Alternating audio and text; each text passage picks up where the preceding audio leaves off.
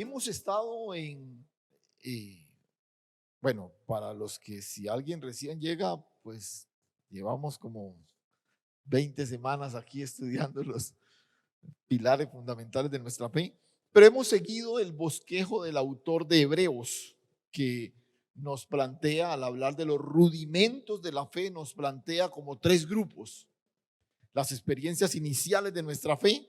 Entonces él menciona ahí en Hebreos 6, 1 y 2, dice: dejando ya los rudimentos de la doctrina de Cristo, vamos adelante a la perfección, no echando otra vez el fundamento del arrepentimiento de obras muertas y de la fe en Dios. Entonces el primer bloque era el inicio, las experiencias iniciales de nuestra fe, y él menciona el arrepentimiento, las obras muertas, vimos la salvación, vimos el nuevo nacimiento, bueno, todo eso. Lo segundo son las ceremonias que representan esta experiencia. Entonces hablamos de la doctrina de bautismo, de la imposición de manos, hablamos también de la cena del Señor. Y el tercer bloque que el autor plantea es de la resurrección de muertos y del juicio eterno. Y es lo que hemos llamado la esperanza futura del creyente. Entonces tenemos las experiencias iniciales de nuestra fe, las ceremonias simbólicas, las expresiones simbólicas que representan esa experiencia, y la esperanza futura del creyente. Y él menciona básicamente tres cosas. Otra vez, con relación al futuro, eso que en teología se conoce como la escatología, hay mucho que decir, mucho. Es sorprendente que, bueno, de acuerdo a las tendencias teológicas, los capítulos de escatología en la mayoría de teologías sistemáticas son bastante grandes, porque ese es un tema del que se puede hablar mucho. Pero a nivel de rudimentos, el autor toca tres cosas fundamentales: la muerte, la resurrección y el juicio eterno. Punto. O sea, que en lo que yo debo tener claro, en lo que debe hacer parte del cimiento de mi fe, yo debo no patinar jamás en lo concerniente a la muerte, la resurrección y el juicio eterno. Ya, como les mencionaba en una de las charlas anteriores, ya si usted es un estudioso y quiere meterse en temas como que la tribulación, que el Armagedón, que, bueno, una cantidad de temas sobre escatología, hay muchísimos, pero el autor dice: mire, de los rudimentos, lo esencial que usted debe saber es esto. Vimos ya lo concerniente a la muerte, hablamos el miércoles pasado acerca de la resurrección, y hoy vamos a cerrar nuestro estudio hablando precisamente del juicio eterno. Hoy nos ocuparemos de esta última doctrina, pero vuelvo y aclaro, lo vamos a hacer a nivel de rudimentos, ¿no? Hablar de juicio en la escritura es todo un estudio muy largo, pero vamos a hablar del juicio eterno y en su nivel de rudimento, o sea, lo esencial, lo básico, lo que todo creyente debe saber, debe tener claro, no debe patinar alrededor de esto. Ahora, cuando hablamos de juicio, el juicio final, el fin, términos como estos son un poquito complicados porque se usan de diferentes formas y en diferentes contextos. Por ejemplo, cuando dice la escritura: el que perseverare hasta el fin, este será salvo. Entonces, bueno, ¿a qué fin se refiere? ¿No? Al fin de este tiempo, al fin de su vida, al fin de, bueno, ¿sí? El término está ahí, pero pues por su ubicación en el contexto se presta para diferentes interpretaciones. Otro, por ejemplo, cuando se habla de juicio, la escritura habla, por ejemplo, del juicio del gran trono blanco, del juicio de Israel, del juicio de los gentiles, del juicio de las naciones. Incluso en el estudio me encontré con algo muy llamativo: el juicio de nuestra conciencia. Hay una cantidad de elementos que están bajo la categoría de cosas que serán juzgadas. Pero vamos a concentrarnos, repito, en esto que todos debemos tener claro como parte esencial, ¿cierto? Entonces, arranquemos. ¿Qué es el juicio eterno? ¿Qué es? Entonces, esta es una definición que yo he elaborado, ¿cierto? Y, y por favor, acéptela y luego vamos a tratar de desarrollarlo para mirar que efectivamente, o sea, la definición surge del estudio, solo que pues ustedes la escuchan primero, ¿cierto? El juicio tiene que ver con la manifestación del destino eterno de los seres humanos. ¿Qué es el juicio eterno? El destino eterno de los seres humanos. Y ojo, la manifestación del destino eterno de los seres humanos. O sea, el día que el juicio eterno se dé en la vida de Edwin, ese día se manifestará el destino eterno de Edwin. ¿Sí? O sea, el juicio eterno tiene que ver con qué? Básicamente con el destino eterno de todo ser humano. A eso nos referimos cuando hablamos del juicio eterno. Les, les confieso algo, bueno, la gran mayoría sabe, yo soy hijo de pastor, crecí en un contexto eclesial, escuchando enseñanzas bíblicas y todo eso. Esto del juicio siempre fue uno de esos temas como muy de película, y era una época donde no había internet ni nada de esas cosas. Yo pienso que ahora un chico de hoy pensando en lo del juicio eterno con todo esto del internet, la imaginación se le va. Porque nos hablaban un poquito de que en un momento determinado todos íbamos a llegar delante de Dios. Todos íbamos a llegar delante de Dios y que en un momento determinado eh, cada uno se revelaría lo que cada uno hizo. Entonces uno se imaginaba a todos como no, y de pronto se abría la pantalla y empezaban a mostrar lo que Ángel hizo. Entonces cuando uno hacía algo y uno decía, uy, Señor, qué pena esto que van a ver allá, y como que uno decía, bueno, Señor, si yo me arrepiento, ¿será que usted no lo saca? No lo saca ya en el día del juicio, y era toda como una especie de imagen como medio torturante, ¿no? De que el día del juicio, y cuando estemos allá y empiecen a mostrar, Dios mío, todo eso que uno ha hecho escondidas, y entonces uno de niño que cogía algo de la cocina y que no sé qué, y Dios mío, se lo van a pillar allá y todo eso. Entonces uno vivía como con ese terror del juicio eterno, pero lo interesante es como que por otro lado uno decía, uy, yo sí quiero ver cuando muestren lo de ¿cierto?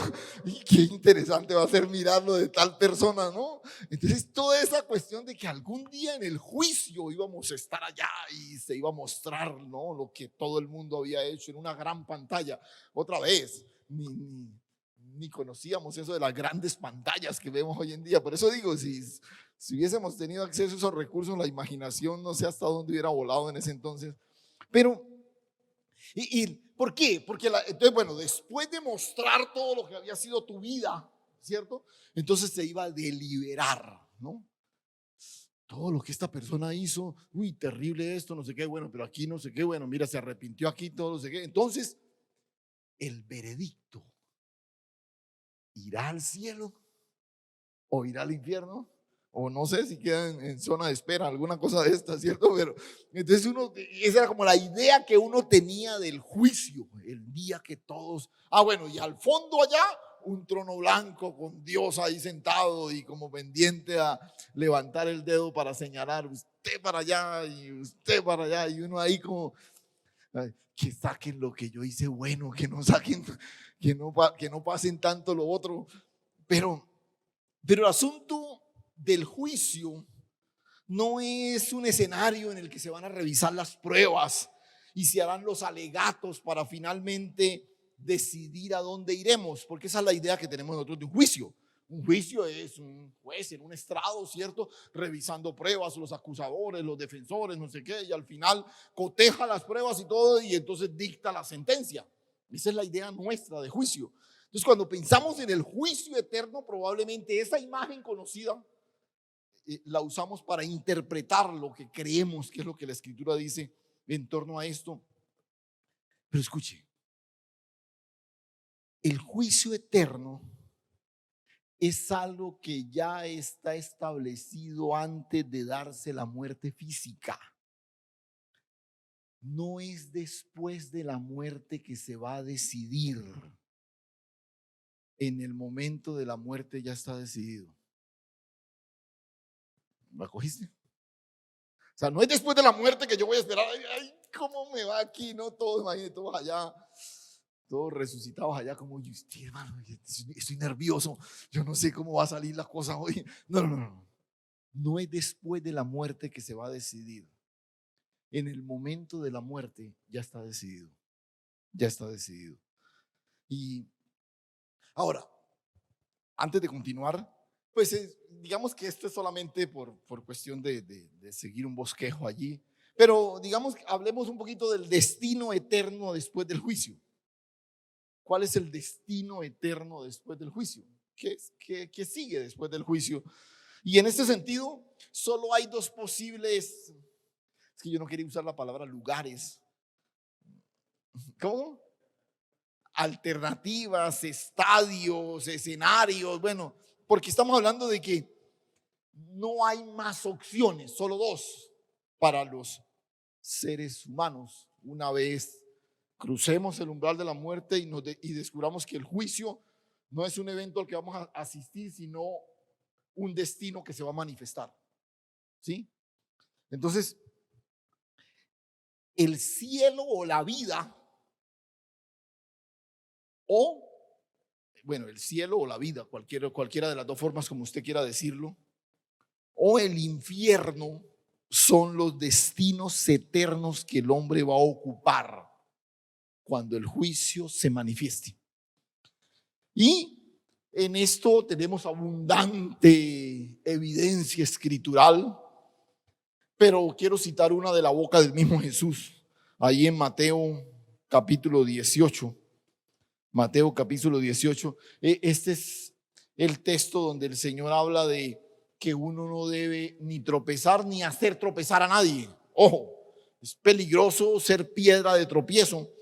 Y a la altura del verso 8 dice: por tanto, si tu mano o tu pie te es ocasión de caer, córtalo y échalo de ti. Mejor te es entrar en la vida. Por eso decía, vida o cielo, como usted lo quiera llamar, cojo o manco, que teniendo dos manos o dos pies ser echado al fuego eterno. Si tu ojo te es ocasión de caer, sácalo y échalo de ti. Mejor te es entrar con un solo ojo en la vida, que teniendo dos ojos ser echado en el infierno de fuego, ¿no? Entonces ahí el Señor está diciendo, mira, cuando todo esto termine, hay dos opciones: tú vas al cielo, la vida, o vas al infierno. Entonces, y el asunto es determinante, incluso usa ejemplos como medio drásticos, ¿no? O sea, mira, si tu mano es ocasión de caer, córtala. No, ya no te va a hacer falta en el cielo, ¿cierto? Pero terrible que por tu mano vas a terminar entonces, en esa forma lo pone el Señor, ¿no? Esto parece ser bastante claro en la Escritura, lo concerniente al destino final de todo hombre, lo que va a ser nuestro lugar, ¿no?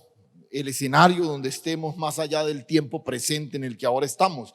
Por ejemplo, cito un par de textos más. En Mateo 25:46 dice: e irán estos al castigo eterno y los justos a la vida eterna. Otra vez menciona los dos escenarios: el castigo eterno o la vida eterna. Recuerda que les dije hace 15 días, cuando hablamos de muerte, que en ningún momento la Biblia consigue la muerte como la aniquilación.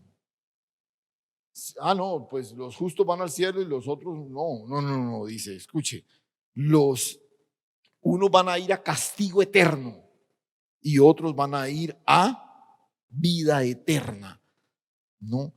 Otro, Juan 10:27, unos textos más ahí para: mis ovejas oyen mi voz y yo las conozco y me siguen, y yo les doy vida eterna y no perecerán jamás, y nadie las arrebatará de mi mano. Otra vez hablando de uno de esos destinos.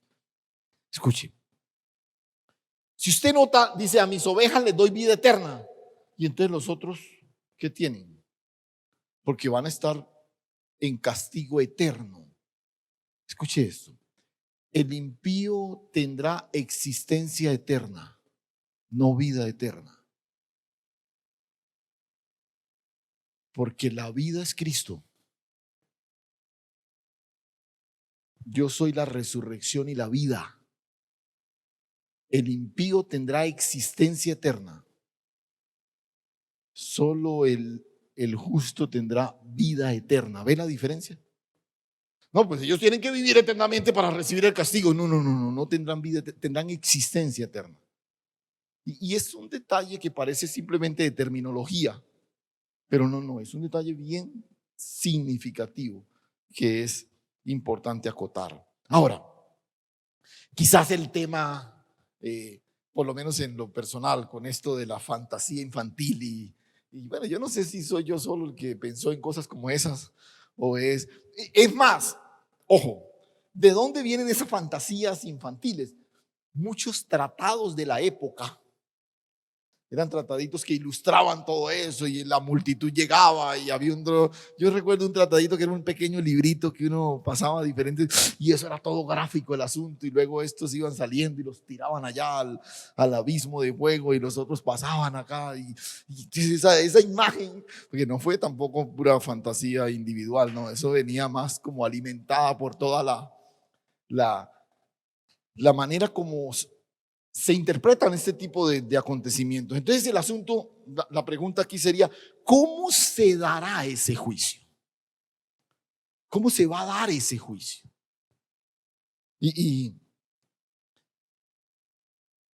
A ver, los temas escatológicos, los que tienen que ver con el futuro, son temas que despiertan mucha curiosidad en medio de la iglesia, ¿no? Y además de curiosidad, ojalá fuera solamente eso, generan división, generan problemas, generan, bueno, una cantidad de cosas que vienen de asuntos que si algo hemos visto a lo largo de este estudio de los rudimentos, que eso es lo más irrelevante. ¿Por qué? Porque pues cuando todo eso se manifieste, usted sabrá, usted estará ahí para disfrutarlo, punto. Que si va a ser en la tarde, en la mañana, que vamos a estar no sé qué, que vamos a estar de vestidos blancos, que vamos a tener barba, que si vamos a tener este cuerpo, el otro. Créame, eso es irrelevante. Eso es irrelevante. Pero cuando hablamos del juicio eterno y decimos que esta es la manifestación del escenario en el que yo voy a estar por la eternidad, entonces eso sí es relevante. Eso sí es importante, ¿cierto? Entonces, yo quiero que observemos una explicación del mismo Jesús de cómo se va a dar. Juan capítulo 5, y este es el texto que vamos a citar otras escrituras, pero este es el texto que vamos a usar como marco de referencia. Juan capítulo 5, a la altura del verso, vamos a leer desde el verso 19. Juan 5 a partir del verso 19. Respondió entonces Jesús y les dijo: de cierto os digo, no puede el Hijo hacer nada por sí mismo si no lo ve hacer al Padre, porque todo lo que el Padre hace también lo hace el Hijo igualmente. Digamos que esto es un introductoria esta parte, verso 20. Porque el Padre ama al Hijo y le muestra todas las cosas que él hace, y mayores obras que éstas le mostrará, de modo que vosotros os maravilléis. Ahora sí entramos en materia. Porque como el Padre levanta a los muertos y les da vida, así también el Hijo a los que quiere da vida. Porque el Padre a nadie juzga, sino que todo el juicio, ¿a quién se lo dio? Al Hijo. Por favor, note que ya estamos hablando de juicio eterno y ya nos metimos en materia, ¿cierto? Entonces el Señor aclara y dice, no, el Padre a nadie juzga. Pues que no puede, no, sencillamente que le dio todo el juicio al Hijo. El Padre le dio todo el juicio al Hijo. Para que todos honren al Hijo como honran al Padre. El que no honra al Hijo no honra al Padre que le envió. De cierto os digo, el que oye mi palabra y cree al que me envió, tiene vida eterna, y no vendrá a condenación, mas ha pasado de muerte a vida. De cierto os digo, viene la hora y ahora es cuando los muertos oirán la voz del Hijo de Dios, y los que la oyen vivirán, porque como el Padre tiene vida en sí mismo, así también ha dado al Hijo el tener vida en sí mismo, y también le dio autoridad de hacer juicio, por cuanto es el Hijo del Hombre. No os maravilléis de esto, porque vendrá hora cuando todos los que están en los sepulcros oirán su voz, y los que hicieron lo bueno saldrán a resurrección de vida, mas los que hicieron lo malo a resurrección de condenación. Y aquí viene probablemente la afirmación más importante de este tema en particular. Escuche esto. El juicio eterno se da únicamente en relación con el Hijo. Punto. Repito. El juicio eterno se da solo, únicamente en relación con el Hijo. Y es muy interesante la manera tan enfática como el Señor lo menciona aquí, ¿no?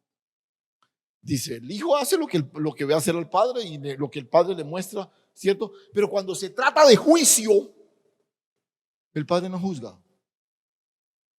¿Por qué? ¿Por qué no?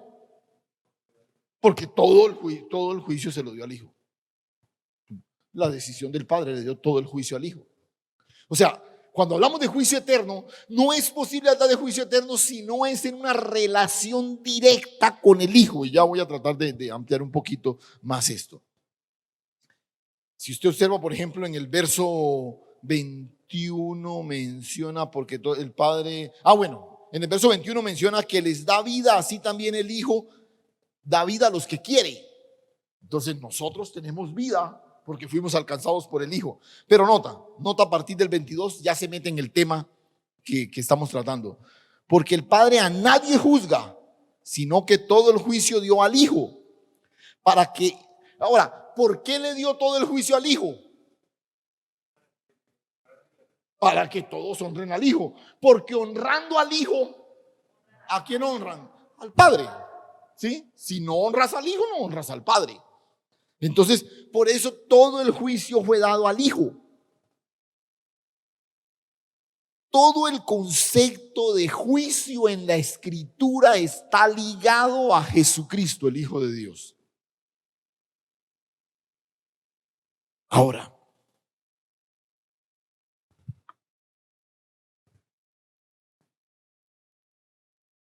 en el Hijo ya todo ha sido juzgado. Ya todo ha sido juzgado. Escucha.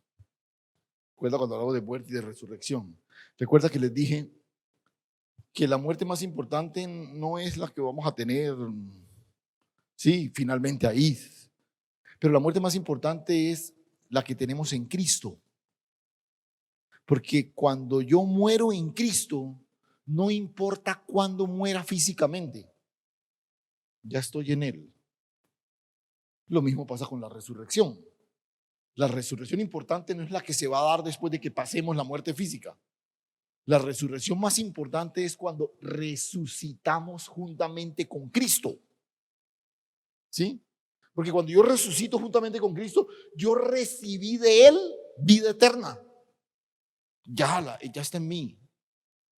O sea, cuando la muerte física llegue, ya la muerte y la resurrección más importante ya se dieron. Escuche eso. El juicio eterno no es un evento que sucederá. Es una verdad que ya ha sido consumada en Cristo y se manifestará. ¿Quiere que lo repita? Sí. El juicio eterno no es un evento que sucederá. Es una verdad consumada en Cristo y que se manifestará.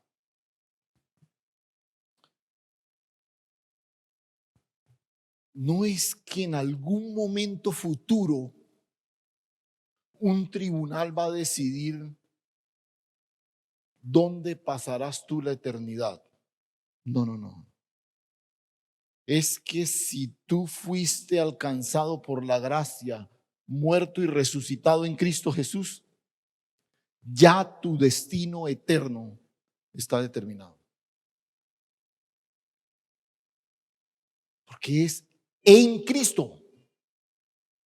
En Cristo. O sea, la vida de Cristo te ha sido dada, está en ti.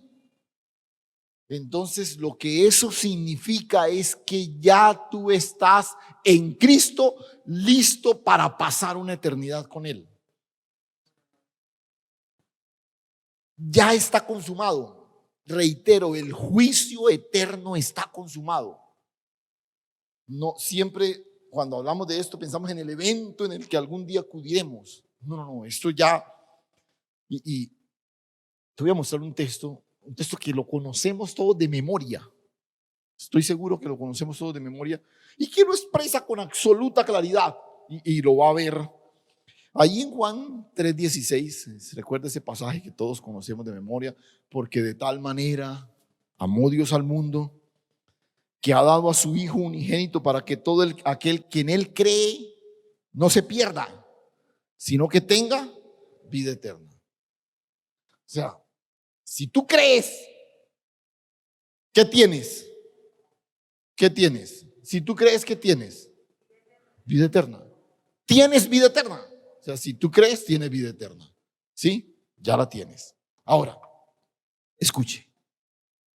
Porque no envió, verso 17, porque no envió Dios a su Hijo al mundo para condenar al mundo, sino para que el mundo fuese salvo por él.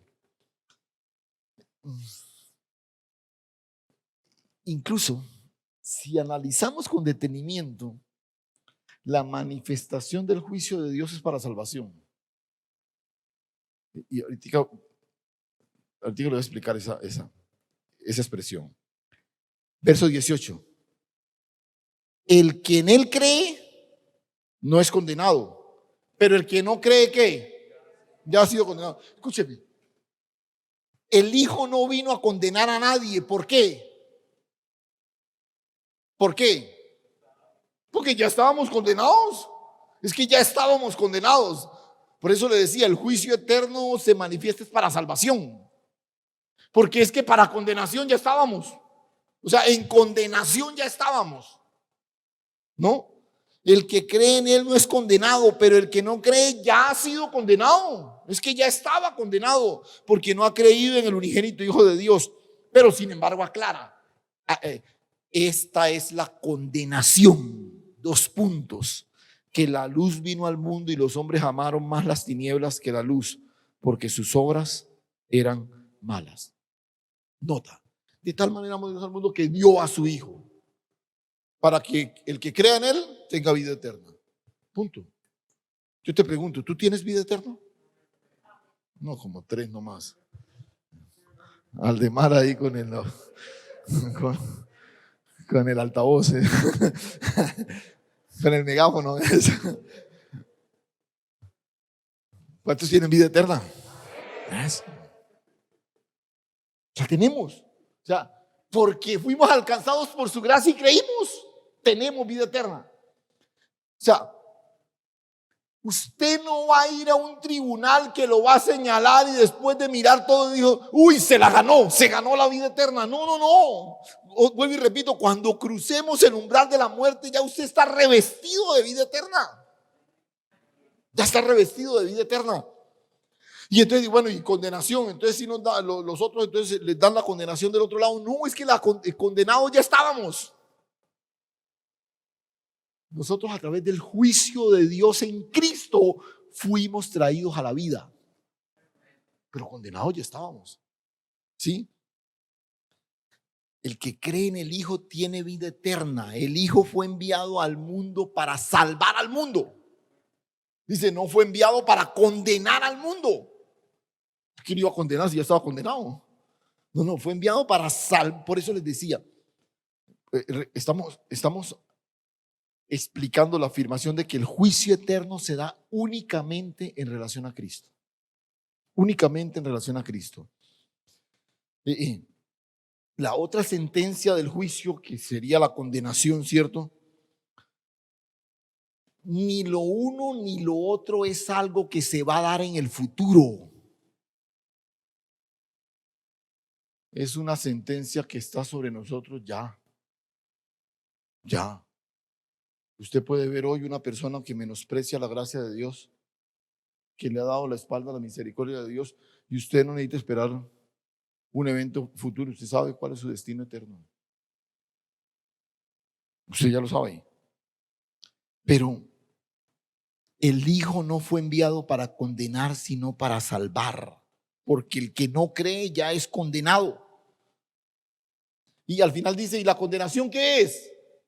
Que los hombres amaron más las tinieblas que a la luz. Pero ojo, ojo, luz no está hablando de un fenómeno físico, ese que ilumina un escenario de oscuridad. No, no, no, no. Está hablando de quién. De Cristo, de quien es la luz del mundo. Entonces, si tú observas con detenimiento tanto la salvación como la condenación, ambas están en relación directa con Jesucristo. Por eso el juicio es consumado en Él. Por eso él dice, el Padre le dio todo el juicio al Hijo. Todo el juicio al Hijo. Por eso el juicio eterno es algo que se da en relación directa con el Hijo. Por eso ese imaginario del estrado con el Padre ahí sentado, el martillo, el mazo, el mallete se le dice en otros escenarios, a ese que se golpea ahí cuando el juez da alguna sentencia y todo lo demás. Y vamos a estar ahí y de pronto el Señor golpeará el martillo para dictaminar cuál es nuestro destino eterno. No, no, no, ya fue dado al Hijo. Ya fue dado al Hijo. Mira otra vez el verso 22 del pasaje de Juan que estamos leyendo. Porque el Padre a nadie juzga, sino que todo el juicio dio al Hijo, para que todos honren al Hijo como honran al Padre, para que todos honren al Hijo como honran al Padre, porque el que no honra al Hijo, no honra al Padre que le envió. Ahora, no, entonces el escenario con el estrado ya no es el Padre que va a estar ahí, sino el Hijo. No, no, no. El Hijo nos juzga ahora. Ahora, a través de su sacrificio en la cruz es que hemos sido juzgados. ¿Qué más podemos decir del juicio eterno? Bueno, simplemente pongámoslo a nivel de afirmación, pero ya lo hemos mencionado. El juicio eterno es una sentencia presente, no futura. Vuelvo y digo, si hablamos de futuro es que será manifestado, pero no será sentenciado allá, es sentenciado acá. No es lo que va a pasar con usted después de que se muera. Es que cuando se murió ya estuvo determinado, ya estuvo listo. El Señor, a través de esta declaración, resume algunos aspectos fundamentales y observa que en este texto que leímos de Juan hay una expresión que es como el centro de toda la enseñanza, de todo el discurso de Jesús, el verso 24. Mire el verso 24. De cierto os digo, el que oye mi palabra y cree al que me envió, tiene vida eterna y no vendrá condenación, pues ha pasado. ¿Cuándo es que usted oye la palabra? ¿Después de que se muere? No, no ahora. Y si oye la palabra y cree, ¿va a tener? Tiene vida eterna. Entonces, si tiene vida eterna, pues no vendrá condenación. O sea, la condenación que es el otro escenario, el otro lugar, el otro, ya no, usted es sacado de ahí. Ha pasado de muerte a vida, de muerte a vida. ¿Sí ve? Es una sentencia presente, no futura. El juicio en toda su dimensión, con esas dos únicas sentencias posibles, ya ha sido consumado. Ya ha sido consumado. El que cree tiene vida eterna y pasó de muerte a vida, punto. Eso no es que un tribunal lo va a debatir, no, no, no, eso ya fue consumado en el sacrificio perfecto de Cristo en la cruz. Pero igual, el que no cree ya está condenado. Entonces, la condenación no es un estado o un lugar al que usted va a ir. La condenación es la terrible experiencia de vivir alejado de Dios y que se torna eterna una vez usted cruza la línea de la muerte. O sea, ¿quién está condenado hoy? El que ha decidido vivir alejado de Dios, dándole la espalda a Dios, sin reconocer la gracia de Dios. Pero esa situación de condenación se puede tornar eterna si no oye y cree en el que fue enviado. ¿Sí ves? Ya está condenado. Pero si no oye y no cree en el que fue enviado, pues una vez cruce la línea de la muerte física, esa condenación va a ser eterna. ¿Sí ves? Ya la tenía, solo que se manifestó en la eternidad. Y es la terrible experiencia de vivir alejado de Dios. Cuando se cruce la línea de la muerte, esa condenación será completamente irreversible. Esa es la bendición. Esa es la gracia que está extendida sobre la humanidad hoy. Que aún aquel que es condenado, si cree, pasa de muerte a vida y recibe la bendición eterna.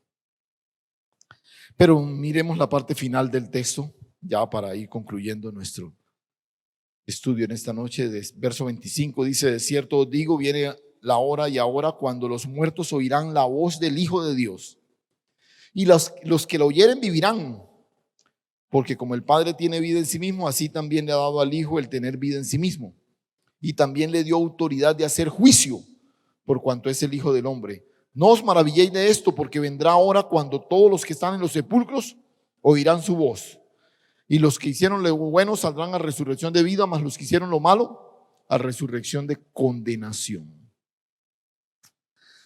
Esto que menciona al final de bueno y malo se está refiriendo a una sola cosa, que es en relación con Cristo. ¿Sí? Creer y recibir. Pero esto simplemente quiero mencionarlo, digamos, como a manera como de incentivar la reflexión en torno a esto.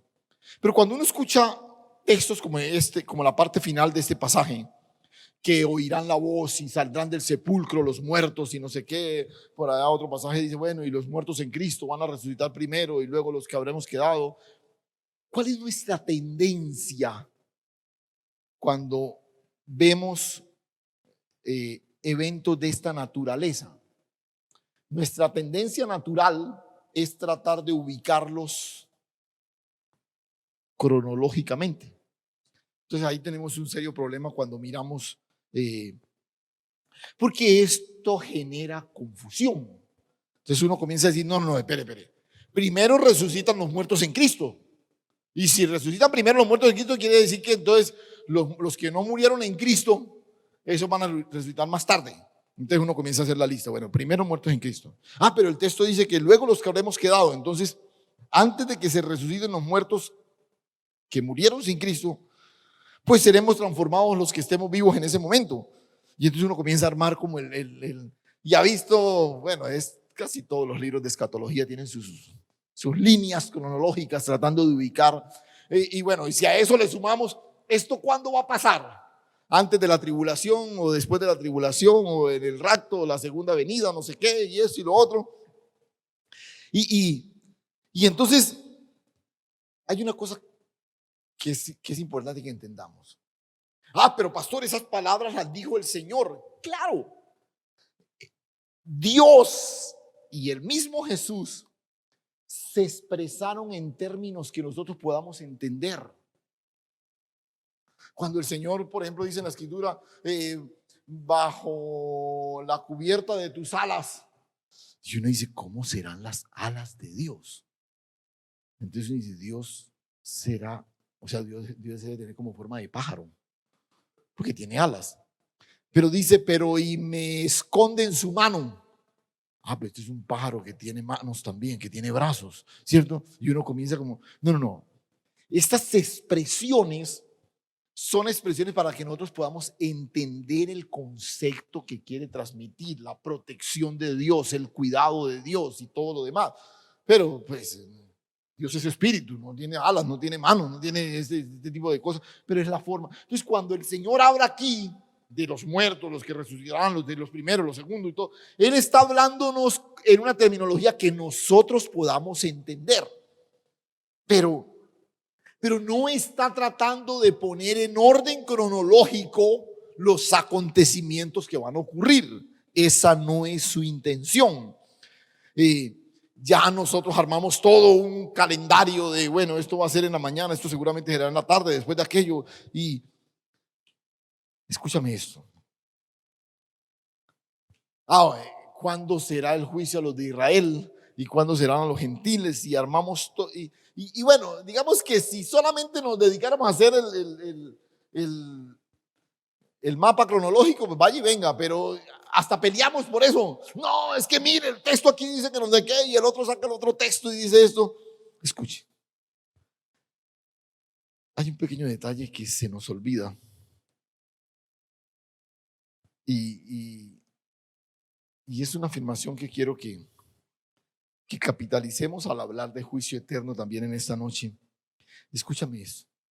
Una vez, usted lo sabe, una vez cruzamos el umbral de la muerte, el tiempo ya no nos gobierna.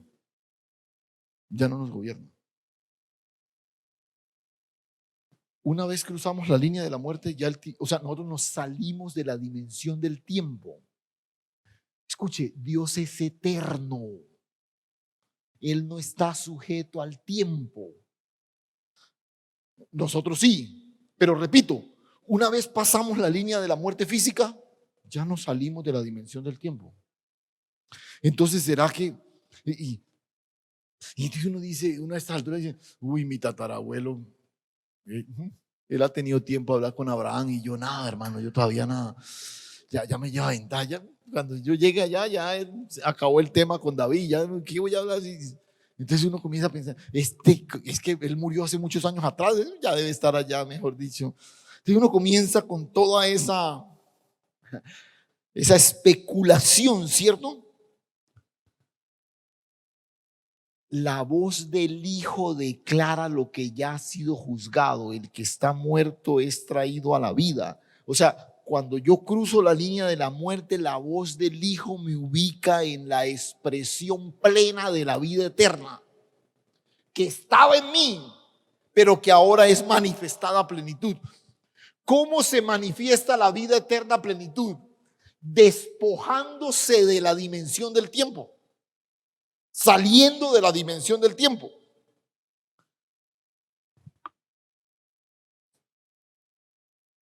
En ese momento viviremos la resurrección, cuando lo mortal se ha revestido de inmortalidad. Y mira, la resurrección será para vida en los hijos y será para condenación en los que le dieron la espalda al Señor. Pero otra vez, por eso, por ejemplo, surgen doctrinas.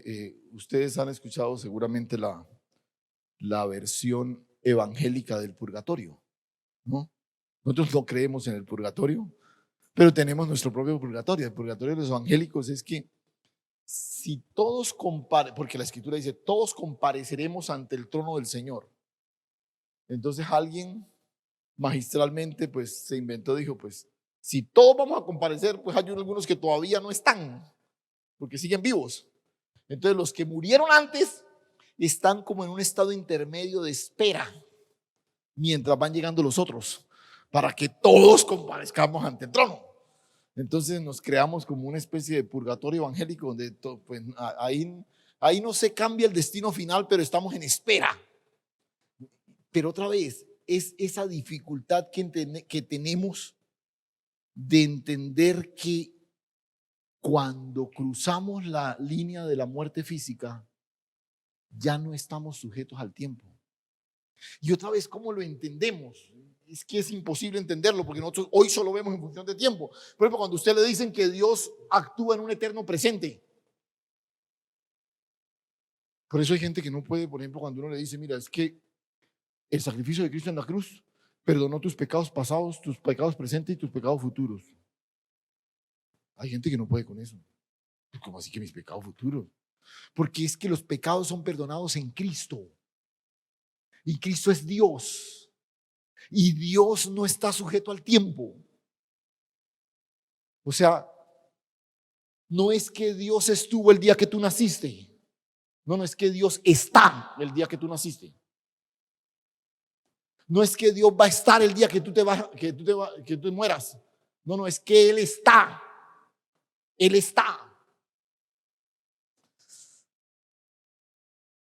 Él no habita en la eternidad. Él habita la eternidad.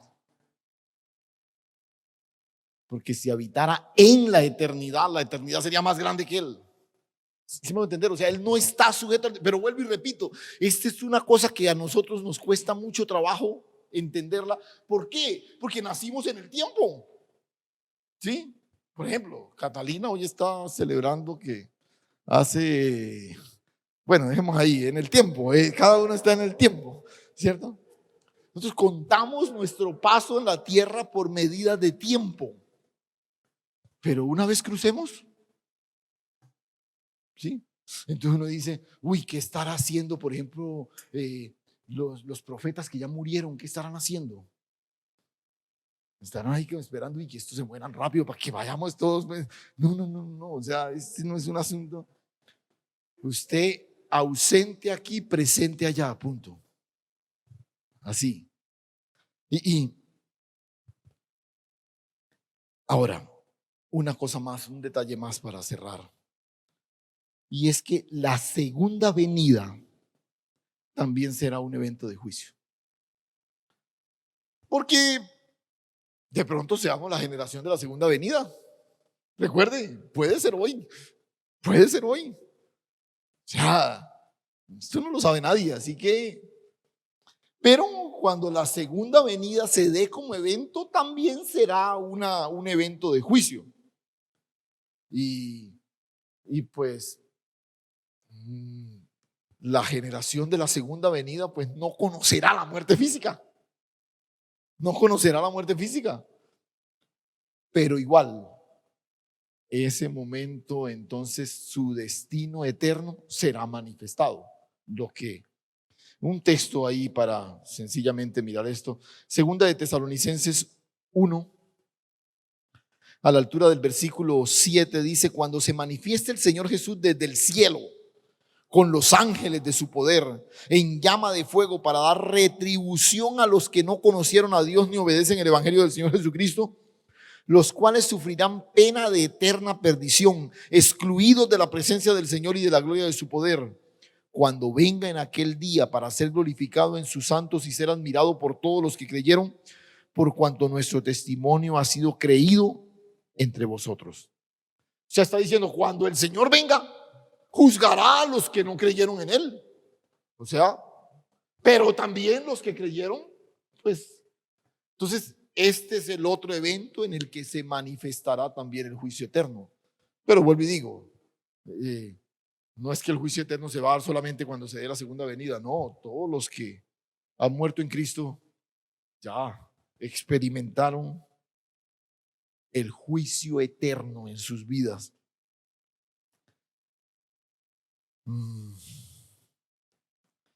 Bueno, hay más cosas allí para decir, pero ya hemos resumido. Solamente le recuerdo esta palabra. El apóstol Pedro nos dice que el Dios y Padre de nuestro Señor Jesucristo, según su misericordia, nos hizo renacer para una esperanza viva por la resurrección de Jesucristo. O sea, usted y yo somos insertados en una esperanza viva por la resurrección. Pero mira cómo sigue. Para una herencia incorruptible, incontaminada, inmarcesible, reservada en los cielos para vosotros. Reservada en los cielos para vosotros. Ahí en Primera de Pedro 1:3, si alguien quiere después mirarlo.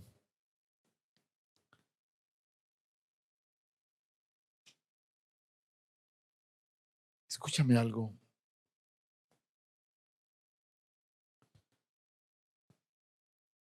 Sobre lo que quiero que oremos.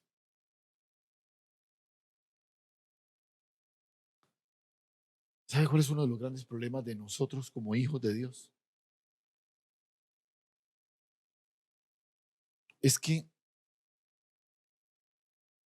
como Pedro dice aquí, tenemos una herencia inmarcesible, inconmovible, bueno, reservada para nosotros.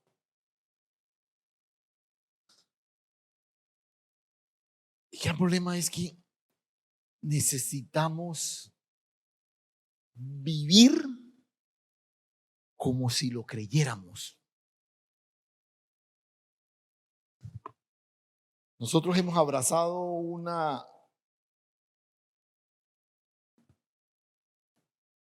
una vida que se ha centrado en la expectativa de algo que vamos a recibir. Y no nos hemos decidido a vivir de tal manera que seamos conscientes de todo lo que en Cristo ya hemos recibido.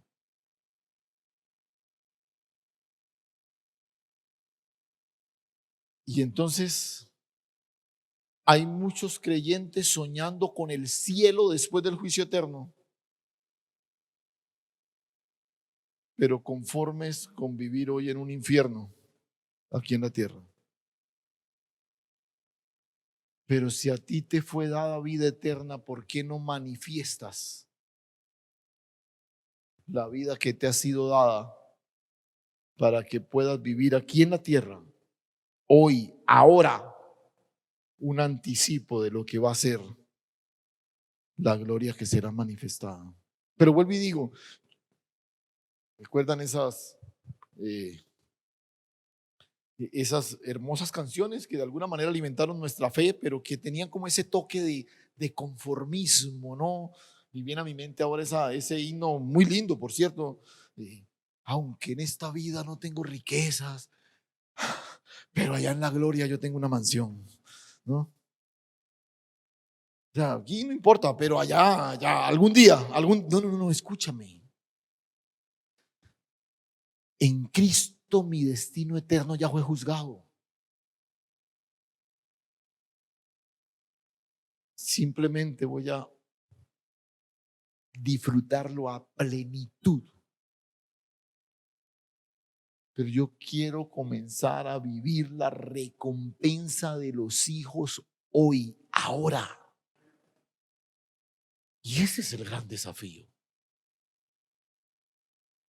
Hay gente esperando un cielo prometido y han dejado de vivir la manifestación del Dios que nos invitó a orar diciendo todos los días, venga tu reino. Se nos olvidó esa parte de la oración.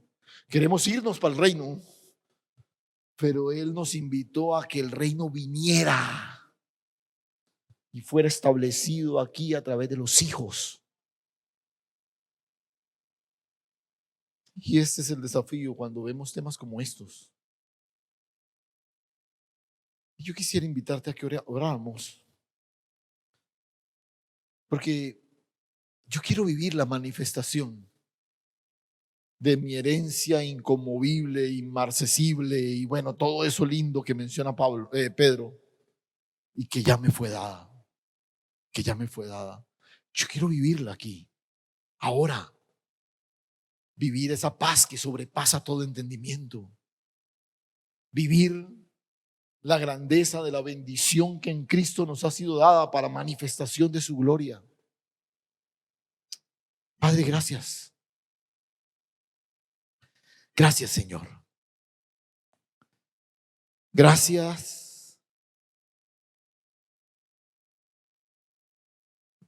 porque viniste a darnos vida.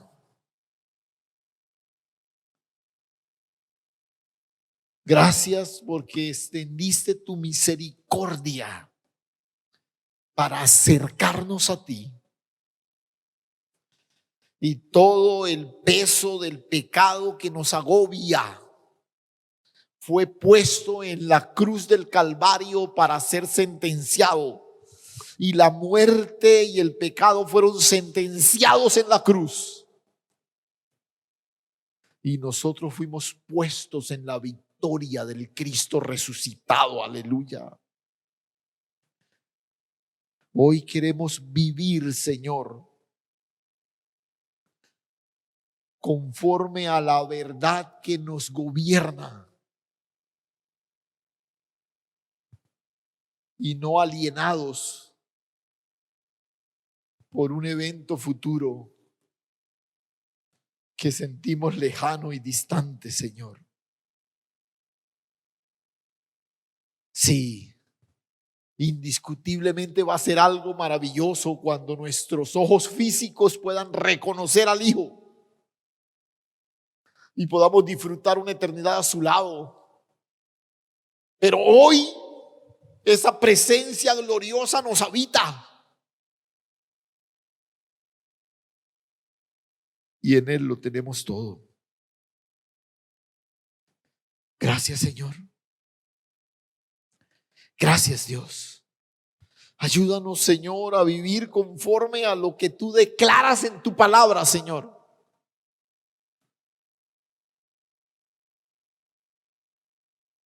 Y poder apreciar la grandeza del juicio que ya ha sido sentenciado para nosotros. Gracias, mi Padre Celestial. Gracias, Señor, que sobre la certeza de estas verdades gloriosas podamos seguir creciendo hacia la madurez y avanzando, Señor, en la medida de la estatura de la plenitud de Cristo. A ti toda la gloria y toda la honra en Cristo Jesús. Amén.